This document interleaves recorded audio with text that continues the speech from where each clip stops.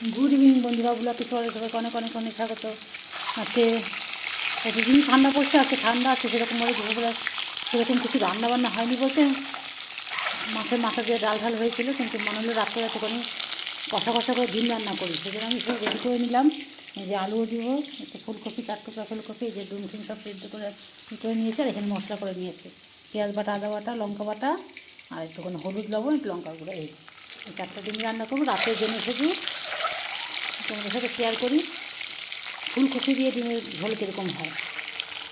সাথেই থাকো, আবার আসছি।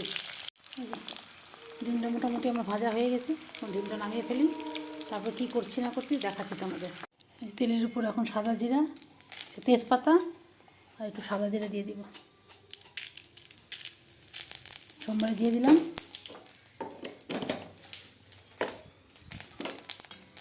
এটা ভাজা ভাজা হোক, তারপর আমি এখন ফুলকপি আর আলুটা ভেজে নিব।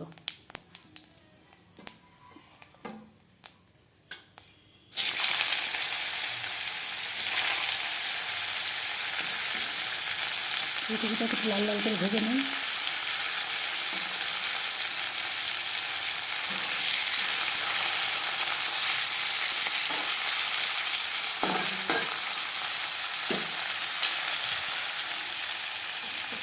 তারপর আলুটা একটু ভেজে নেব।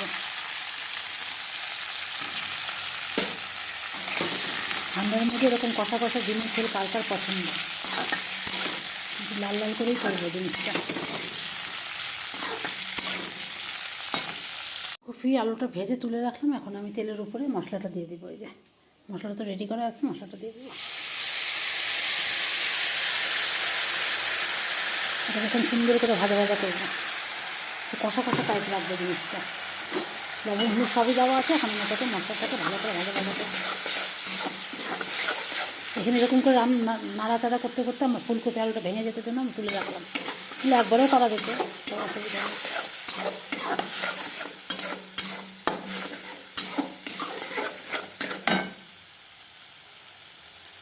তেলটা ছেড়ে আসছিল জন্য আমি একটুখানি জল দিয়ে দিলাম, আর এখানটা ভাত বসে দিলাম, অল্প একটু ভাত লাগবে, একটু ভাত বসে দিলাম।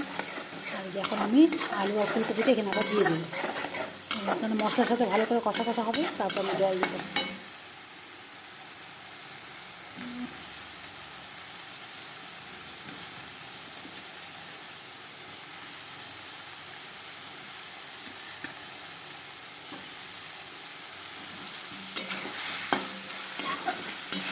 ভালো করে কষতে, তারপর আমি জল দেবো। এখানে অনেক তেল আছে, তেলটাও দিয়ে দিব। ডিমটাকে এখানে তুলে নিই, জলটা আমি এখানে ঢেলে নিই, তাহলে তেলটাও চলে যাবে। ভালো করে কষিয়ে নিই, হালকা হাতে কষা যাবে, তো সেদ্ধ করা তো খুলে যাবে। জল কমে গেছে জন্য একটু জল দিয়ে দিই, কষিয়ে কষিয়ে রান্না করবো।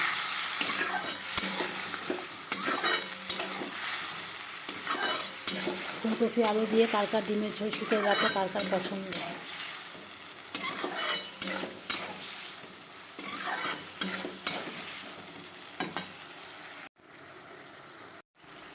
ডিমটাও দিয়ে দিলাম, দেখো কষা কষা করবো, বেশি ঝোল দিব না, এইটুকুই ঝোল থাকবে, এটা কষা কষা করে করবো। কি সুন্দর হয়েছে কালারটা, দেখো একবার কালারটা দেখো। এখন একটুখানি গুঁড়ো গরম মশলা একটু দিয়ে দেবো।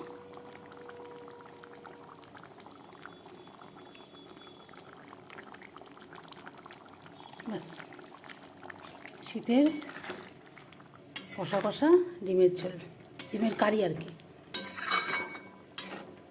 এটা একটুখানি ফুটিয়ে নামিয়ে ফেলবো। তাহলে বন্ধুরা, আজকের মতন ভিডিওটা এখানে শেষ করছি। তোমাদের সাথে সামান্য একটা ভিডিও শেয়ার করলাম, কার কীরকম লাগবে অবশ্যই বলবে, আর কালারটা কীরকম আসছে অবশ্যই জানাবে। আজকের মতন সবাইকে টাটা, সব গুড নাইট। সবাই খুব ভালো থেকো, সুস্থ থেকো, সাবধানে থাকো।